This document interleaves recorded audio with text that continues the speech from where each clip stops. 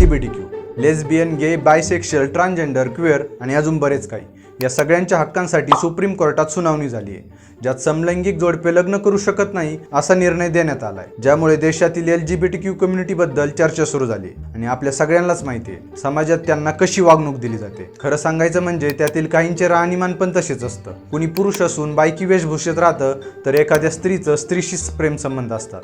हे सगळं पाहिल्यानंतर तुम्हाला प्रश्न नक्कीच पडले असतील की ते LGBTQ+ लोक तयार तरी कसे होतात, म्हणजे त्यांचा जन्म तसा होतो की अजून काय? का हे फक्त युरोपातील फॅड आपल्या देशात आलंय? खरंच स्त्री पुरुष सोडून तिसरं कोणी जन्माला येऊ शकतं का? याचा काही सायंटिफिक पुरावा आहे का? या प्रश्नांची संपूर्ण माहिती आपण या व्हिडिओमध्ये पाहणार आहोत, त्यामुळे व्हिडिओ शेवटपर्यंत नक्की पहा व आवडला तर लाईक करा। नमस्कार, मी सागर। गोष्ट कोणती असो, मी मात्र खरं बोलतो। LGBTQ कम्युनिटीतील लोकांना ते समलैंगिक आहेत हे कसं माहिती होतं हे उलगडून सांगताना ते मुख्यतः दोन थेऱ्या सांगतात, जेंडर डायस्पोरिया व जेंडर आयडेंटिटी। त्यातील जेंडर डायस्पोरिया म्हणजे एखादं बाळ जन्मतः पुरुष असतं, पण काही वर्षांनी त्याला वाटतं की त्याच्या शरीरात स्त्रीचं सोल किंवा आत्मा आहे, म्हणून मग त्याला बाईसारखे कपडे घालायला, बोलायला आवडतं। तसंच त्याला समलैंगिक व्यक्तीबाबत आकर्षण सुद्धा जाणवतं। म्हणजे समलैंगिक व्यक्तींची शारीरिक रचना सामान्य स्त्री पुरुषांसारखीच असते, पण फक्त डोक्यातील विचारांमुळे तो व्यक्ती समलैंगिकतेकडे ओढला जातो। आणि या थेरीला पाठबळ देण्यासाठी ते फेमस सायकोलॉजिस्ट डॉक्टर जॉन मनी यांची जेंडर न्यूट्रॅलिटीची थेरी सांगतात। या थेरीनुसार जर एखाद्या जन्मलेल्या मुलाला मुलीसारखी वागणूक दिली व त्याला वारंवार सांगत राहिलं की तू एक स्त्री आहेस, तर तो मुलगा स्वतःला स्त्रीच समजतो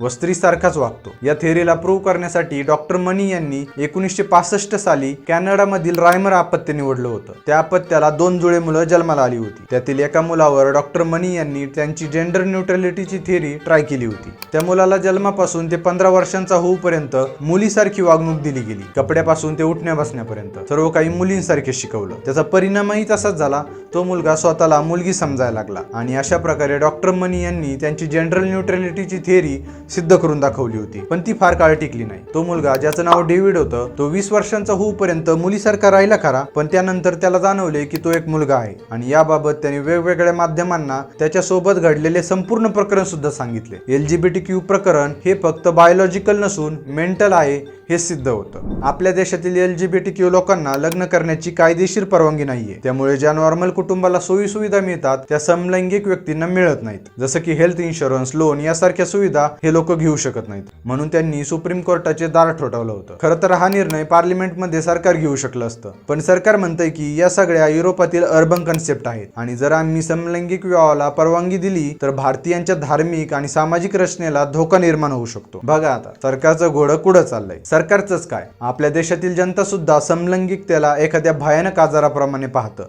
आणि जो व्यक्ती समलैंगिक आहे त्याला तर एकदम तुच्छ वागणूक दिली जाते। काही लोक आहेत जे त्यांच्या हक्कांसाठी सिनेमा बनवतात, वेगवेगळ्या संस्था उभारतात। आपणही समलैंगिक व्यक्तींबाबत नेहमीच चांगला विचार केला पाहिजे। ते कोणी आपल्यापेक्षा वेगळे नाहीत हे सुद्धा समजून घेतले पाहिजे। तुम्हाला काय वाटतं, समलैंगिक व्यक्तींना कायदेशीर विवाहाचा हक्क मिळाला पाहिजे का? हे मला कमेंट करून नक्की सांगा। आणि व्हिडिओ आवडला असेल तर लाईक करा व चॅनलला सबस्क्राईब करायला विसरू नका, कारण गोष्ट कोणती असो, मी मात्र खरं बोलतो। धन्यवाद।